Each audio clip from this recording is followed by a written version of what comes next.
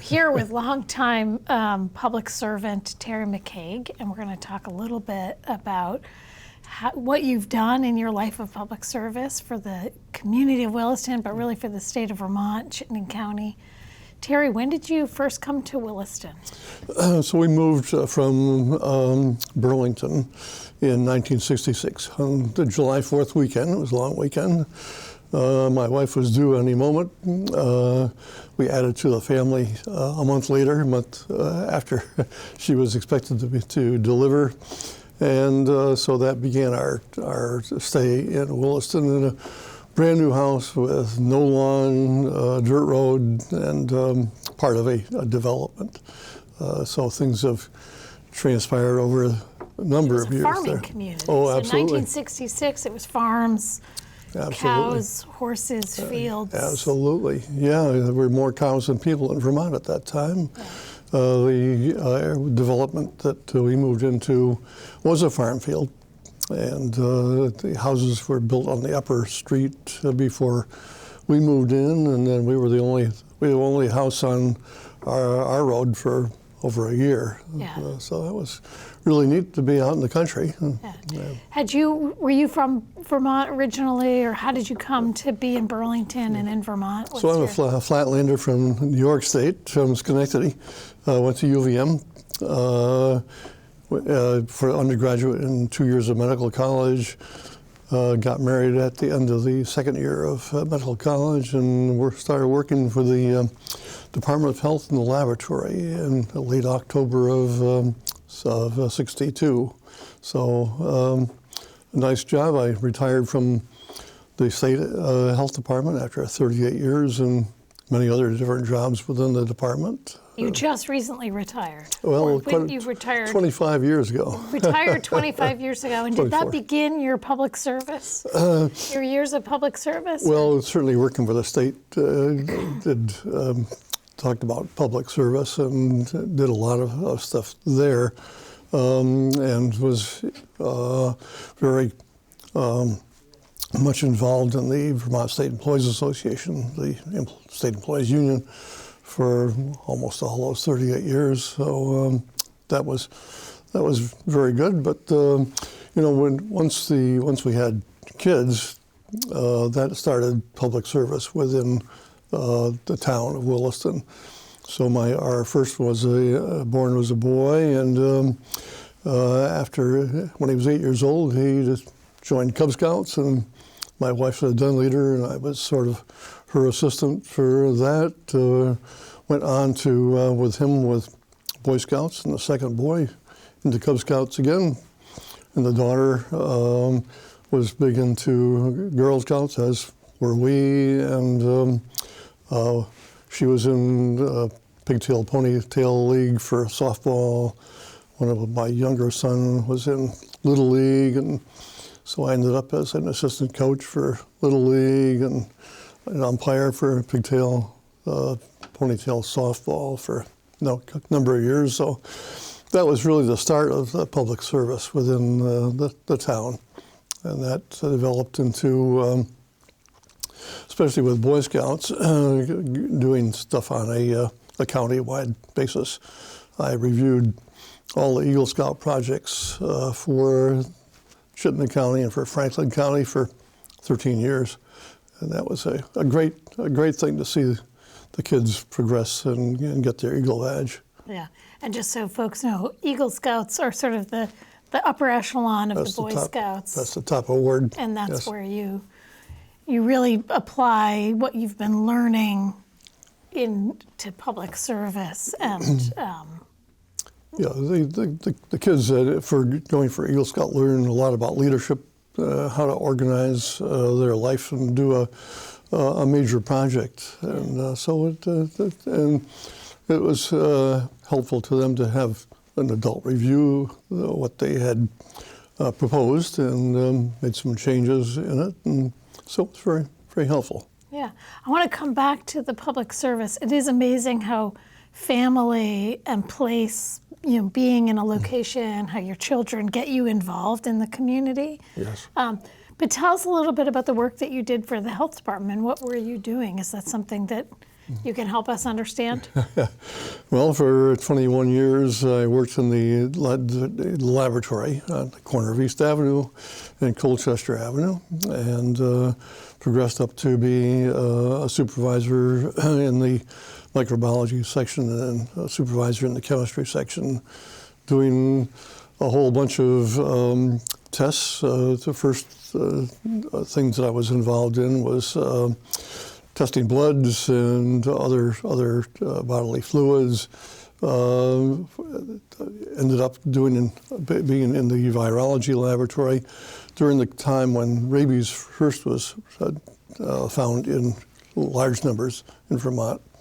So I was dissecting brains and testing those for rabies, moved on to chemistry and did a whole bunch of chemical tests, including DWI testing for blood alcohol and or breath alcohol in those days. So got an opportunity to be promoted to the Assistant Director of Environmental Health, going to the old Armory building at 60 Main Street.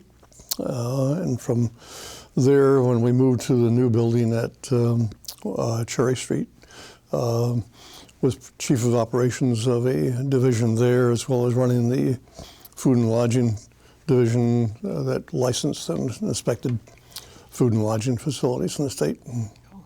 So you get to see firsthand how people in these positions, the kind of everyday positions, help keep our whole community safe and healthy. Exactly. Yeah. Yeah.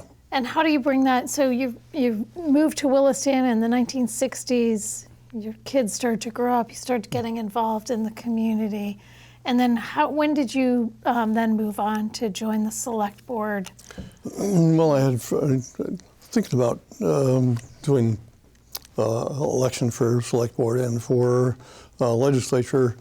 My wife died unfortunately in 1999, and that gives me a reason to keep getting out of the house and doing things. So, after I retired at the end of 2000, I put my hat in the ring to run for state legislature at that time. Interesting race. I learned two things. You need more name recognition and don't run against an incumbent. So I didn't win that race in 2000. In 2001, I ran for a select board. Still hadn't learned I needed more name recognition and don't run against an incumbent. So I ran against Jeff Ayers, who retired from the board a couple of years ago. Yeah. And so that was a close race. We had a blizzard the night before the election, and we weren't doing much in the line of absentee ballots in those days. So Yeah.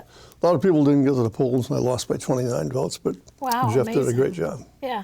So your first attempt to be on the select board was against longtime select board member Jeff Ayers. Yes, right. And you failed. And then when did you succeed? So 2 years later, I said I need to wait a little bit for state representative.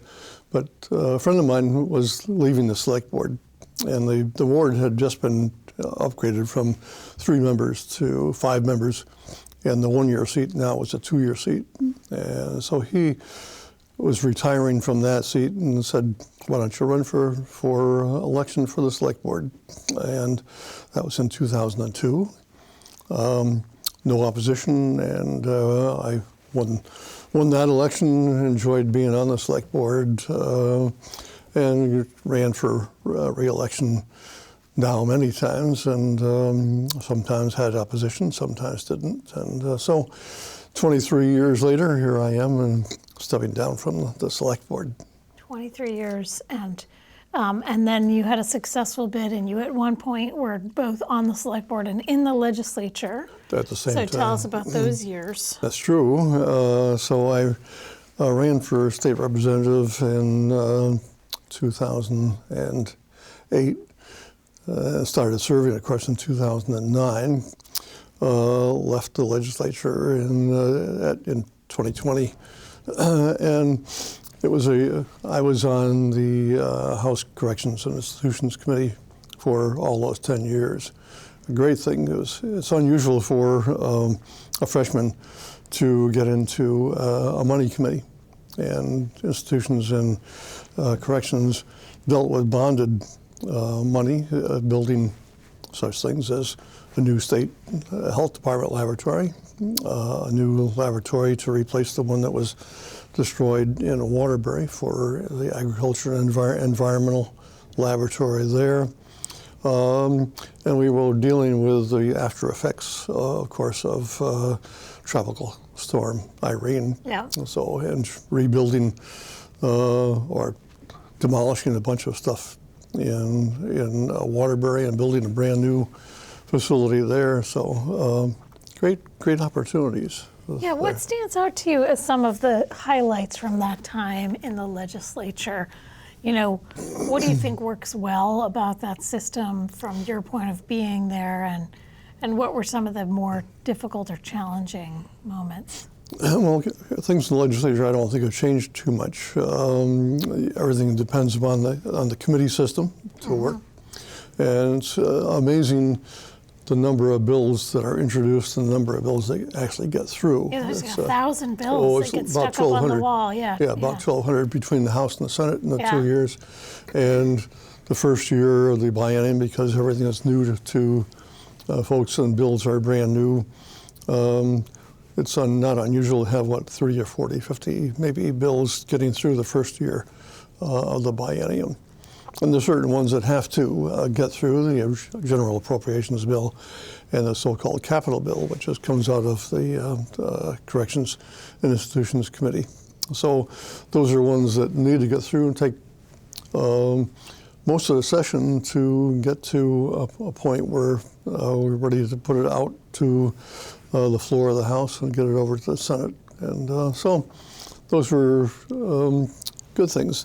Of course, my tenure ended with the COVID pandemic, and it was very difficult for the 2 years, or almost 2 years, that I served under with the doing everything on Zoom. Yeah. And it's amazing the camaraderie that you can build up just by talking to people in the lunchroom, in the halls, visiting other committees, and that really missed that. And well, we did okay, but we really, it wasn't as productive perhaps as it had been and is now. Yeah, and people describe that time as being pretty lonely because you're no longer leaning over to talk to somebody or having a conversation during the break. Right. You're just at home alone. That's it. In the meetings. Yeah. And so you got to do some of that. You got to be part of that legislative process. Yes. Yep. And yeah, just tell us a little bit about that. Well, it's difficult in a committee when you're on Zoom, and also trying to get input from the public. People were able to get on Zoom, you could listen to them, and a little more difficult to ask them questions with the Zoom process. So, and we did okay. You're at home, either on a tablet or on a PC, trying to listen and keep your attention span on it. Difficult to sit there for hours and do that. And any documents you had to produce at home through your own your printers. My first month there, I was not able to get sound for some reason on my tablet, so I spent $100 on telephone just to call in to the I finally got that fixed, but yeah, that was a tough time, that beginning of people learning, having to have a whole technological learning curve. And I'm not a techie, so yes, it was difficult. Yeah, amazing. What are some of the things that you're most proud of in that legislative work that you did, and hearing maybe some profound testimony in those committees from folks, right? We did, and I think all the stuff that we did for rebuilding the state buildings after Irene where certainly that was a monumental thing to do, along with the figuring out the insurance monies that were coming to the state. Having worked at the health department in the laboratory for a long time, that was my major thing that I wanted to see built, and to replace the existing lab that I worked in for so long, and it was really out of date, outmoded. That and the other lab for environmental and agriculture. Those were my big projects for myself, anyway, to get those through. Interesting, some of the duties, presenting some of the bills on the floor of the houses. First couple of times, a little nerve-wracking, but eventually you get the hang of it. And what's that about? What does that mean when you say presenting a bill on the House floor? So there are, every bill that is ready to be voted on has to be presented by a member of the committee that introduces it. And so it could be, for the appropriation bill, that could take hours to present. Usually bills that are coming due take anywhere from 5 or 10 minutes to 30 to 2 minutes to an hour to present to the whole body that's of the legislature that is there listening, and then answering questions that the members may have regarding the proposal, and finally getting a vote on it. And once you're past second reading, third reading is pretty much pro forma. You might get a couple of questions. You don't have to go through the whole presentation anymore. But always very interesting you get a lot of information from listening to other people do it. Yeah, neat. What was it like to be serving on both the select board and the legislature at that time? That was very interesting. I was worried about getting back to, because we were meeting on Tuesday nights for a number of years. Always worried about getting back on time to be at the meetings. Never did miss anything there. Finally, we switched to Monday nights, which was good. We weren't there on Mondays, so... because the legislature takes Mondays off, so folks, it is a citizen legislature, so folks may need to get to some of their day job work. Yes, yep, that's right. And so that made it a lot easier, but it was very interesting to be able to be in both places, because there's a lot of stuff that affects towns that comes into the legislature, and while Vermont League of Cities and Towns does a good job at watching it, still it needs to be understood by the towns, and that was a good position to be in, because I could bring the information back to the select board. And still can, we were presented with a proposal when the state police barracks moved in Williston from one place to the other. The thought was that Williston would be given the first option to buy that from the state, and I was able to talk to town manager and talk to him about the process, and it was a little difficult last year because of the land is worth more than the market value. And the legislature was concerned about, if we sold it to Williston for market value, we could turn around and sell it for more than that. And so that it didn't get past what we were asked by the legislature, by the committee, to come back with what Williston might do with the land. And during the course of the past year, we started looking at, the town manager started looking at what the possibilities were. Possibility of putting a community center, not enough land. Possibility of working with other organizations to put in affordable housing.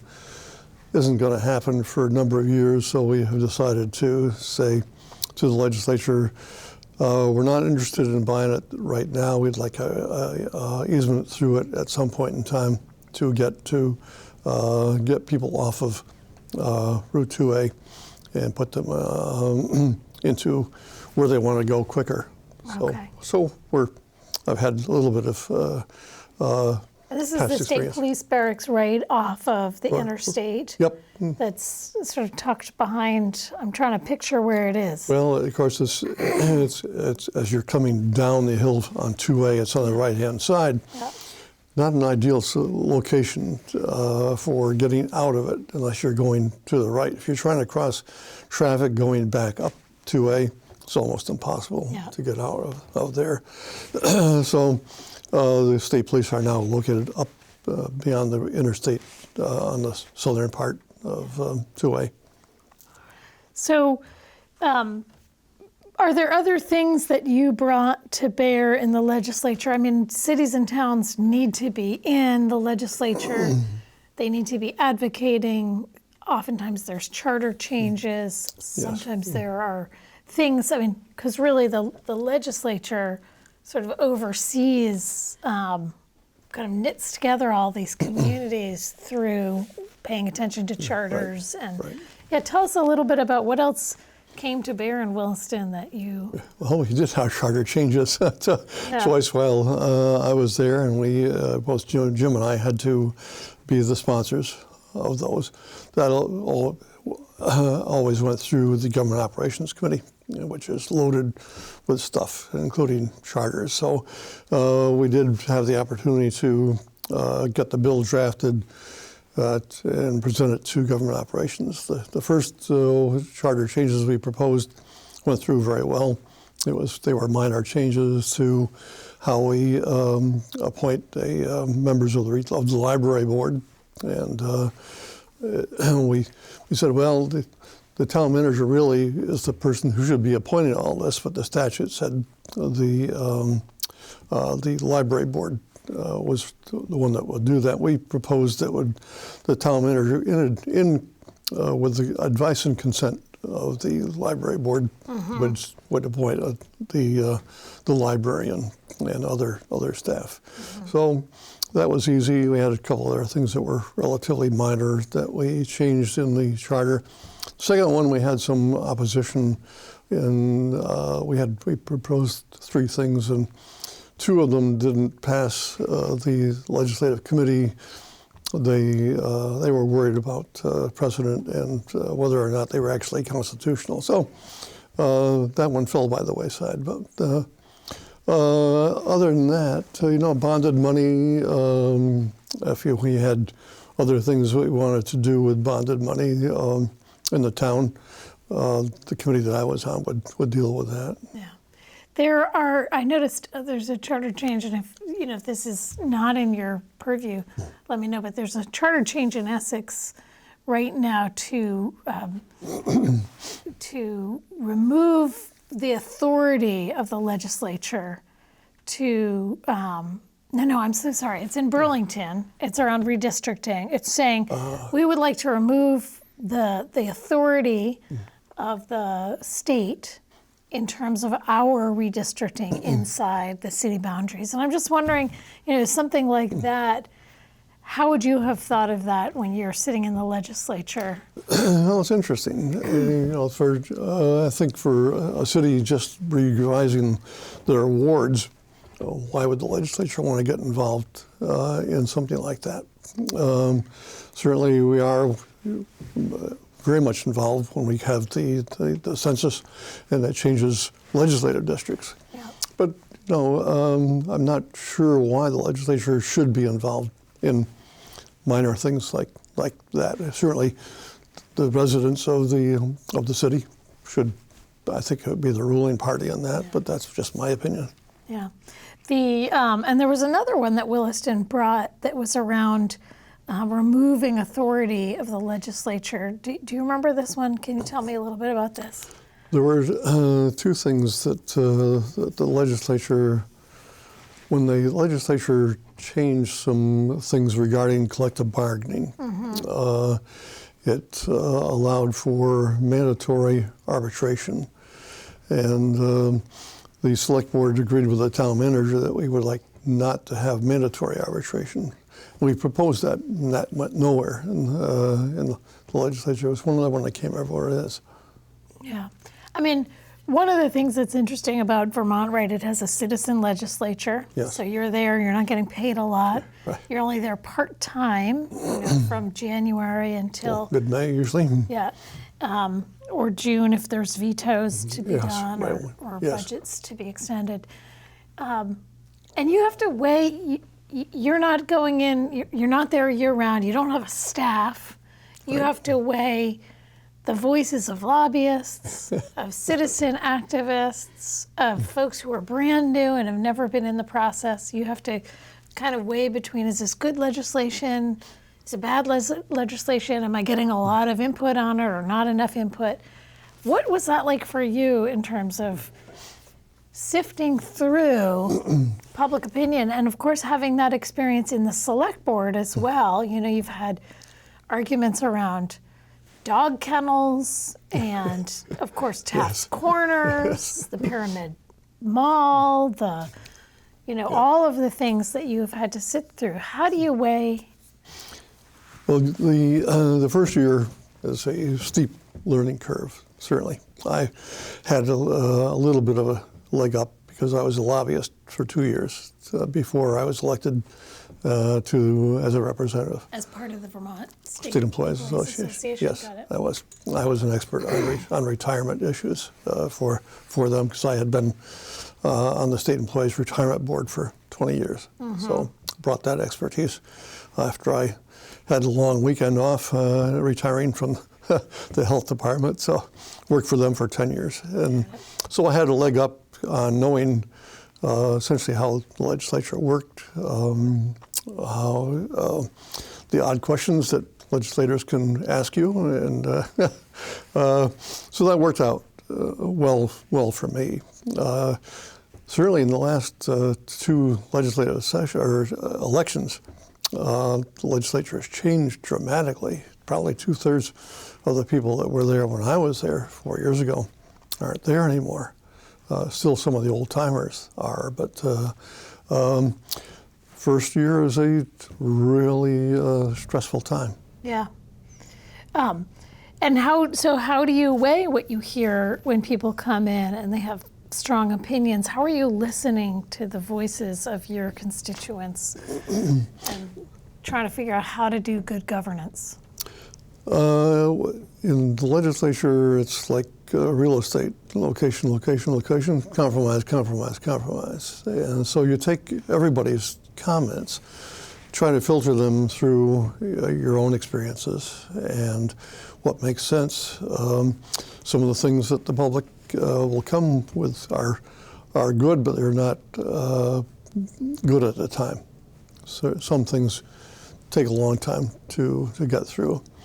Lobbyists are essential to us because we have no staff except for legislative counsel, and we do listen to legislative counsel as well as, what's possible, how much is it going to cost, and things like that. So, especially in the corrections field, you hear a lot of information from people who are incarcerated, people who are advocates for them, and try to make things work as best you can.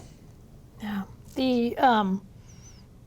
Let's just talk a little bit about Williston politics. Sometimes there are contested elections. Oftentimes there are uncontested elections.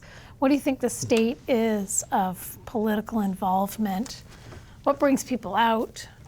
What gets people excited? And Well, last year, what was exciting was the large increase in education taxation.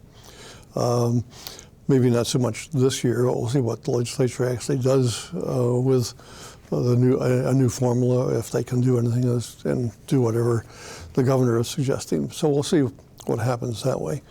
Growth in Williston is a hot item. It has been now for a number of years. And so some of the things that have been put in place in the last 2 or 3 years, the form-based code for Taft Corners area, I think is a good thing that will entice growth, but not affect the infrastructure needs I think, in that, because you're doing infill rather than putting things out elsewhere and creating brand new developments.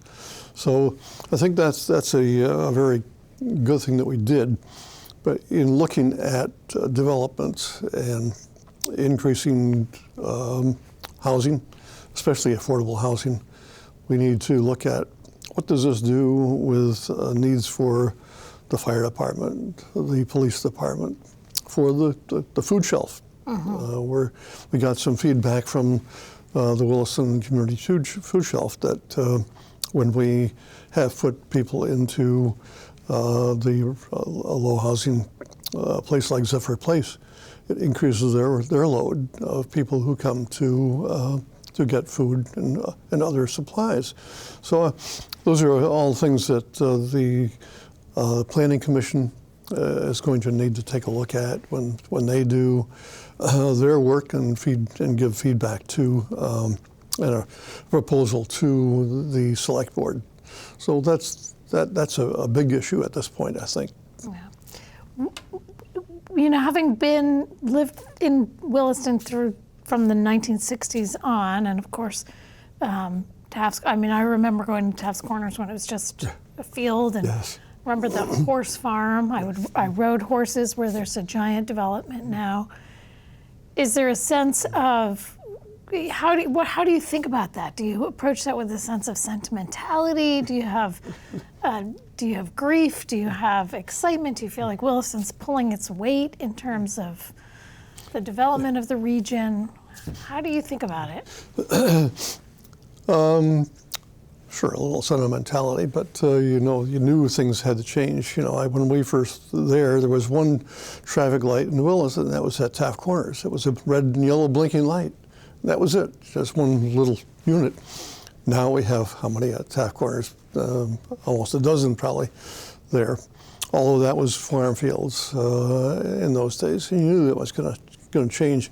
Didn't know it was going to change to be big box stores, but there was some idea about that. I think the people on the select board back in those days were, especially when water and sewer lines were being thought about and being installed in the town, they did a great job on laying out what the growth district would look like. And to this day, that still exists. Now, as I said, the form-based code now is looking to do something different at Taft Corners than is there right now, and that's the place for growth. Yeah, and what you're saying with the form-based code is that'll allow that the infrastructure is there for sewer, water, electric. Absolutely. And then what is that going to look like? What will it look like under form-based code? Theoretically anyway, with businesses on the first floor and rental units or condos above it. Sounds like a good idea. Some park areas that have been designated that can be built if the developer does it. If the developer doesn't do that, they would have to. The town could do it, but we would need to use some of our environmental reserve fund in order to do that. We don't have all that much money in there at the current time, although there is a ballot item this year to provide some funding for the ERF. Yeah. Now, of course, last town meeting, the town budget went down, the school budget went down, and then in the November, the parking lot bond went down. Yes. Voters in Williston don't seem like they want to spend money. Is that the case, or? Yes and no. I think both of the budgets came back to be approved, and so because we made substantial changes, both the school board and the select board, and I think we're hopefully looking better this year. The parking lot, people were not convinced that we really needed to expand the parking lot. We needed to improve it, and that's where we're at now, using some of the pandemic funds and a grant to create a safe parking lot about at about the same size. So we need to think a little bit more as our citizens are thinking about what we're proposing. You know, in the coming years, right now we're having a study done on a library expansion. It's well needed. We're also having a study done on a municipal building for meetings and space for exercise and things like that, and the possibility of a pool sometime down the road. And we're talking a bond issue for the library of perhaps $9 million, and a much larger bond issue for a municipal building. And so I think the first thing that we're going to be looking at is coming up with a bond vote for the library in the next couple of years. The other building is going to take a little longer if we decide to build it.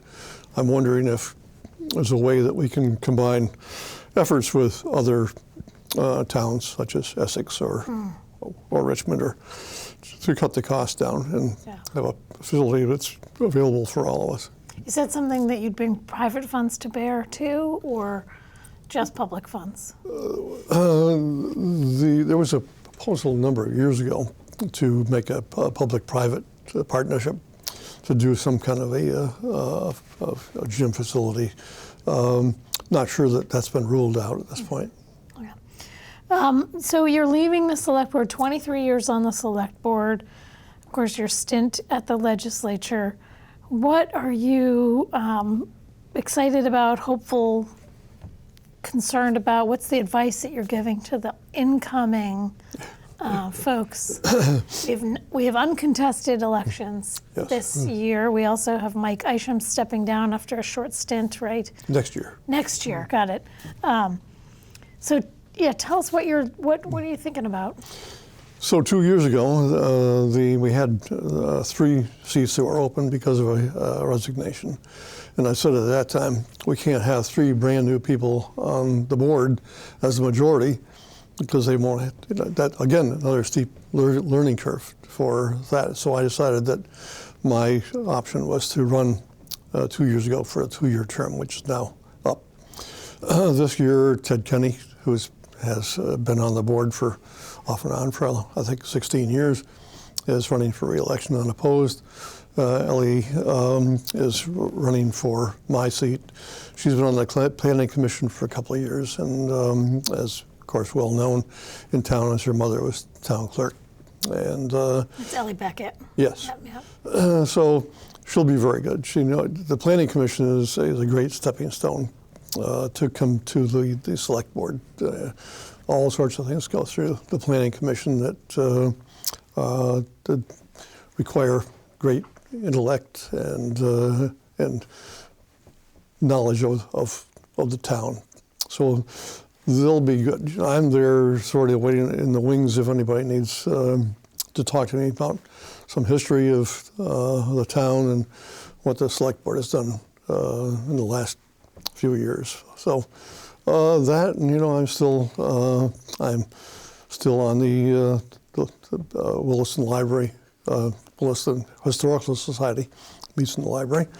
Have been there on that for 24 years and was president for 13. So still on that. I have been on the Regional Planning Commission, so I know a little bit about what the Regional Planning Commission does. I do other things. I'm still town health officer, and have been for either the deputy health officer or health officer for 35 years, and it's time to retire from that too. So, use my experience, and hopefully they'll call upon me at some time. But other than that, Zoom meetings and other things I'm involved with are retiree issues and things like that. So I'll be Zoom meetings 3 or 4 times a week. Yeah. So what does this select board got in store for it? What's coming next? You've got this bond issue you mentioned. But what's the big thing that we need to pay attention to for the community of Williston? The new town plan is being developed. That'll be coming to the select board probably in the next month or 2. and to have our input from us to the Planning Commission. So that's one of the things that we'll be looking at. Certainly, with the budget coming up, we're recommending another police officer and a social worker to be added to the police force. Need that. The workload is getting more for both the police and the fire, especially for EMT folks transporting people. Number of older residents, of course, is not new to Williston. Statewide it is, as well as our town that has a number of senior living facilities. And so those are the kind of things that we looking to how can we afford to do this. Yeah, great. Well, Terry, I don't know if there's any last things that you want to share with folks in your time. I appreciate your service, and you've been a strong supporter of the work of Town Meeting TV. We've appreciated that over the years, being a good partner to the community of Williston. Any last words that you want to share? It's been a pleasure being here, and thanks for doing this. Looking forward to a little more free time, although I'm probably going to volunteer for something in the town. It sounds like you're pretty busy. I don't think I am. Yeah, it doesn't sound like you're going to slow down much. But thanks, folks, for tuning in and watching. Thanks, Terry Macaig, for your years of service and for sharing a little bit about that with us. Thank you. Yeah. Thanks.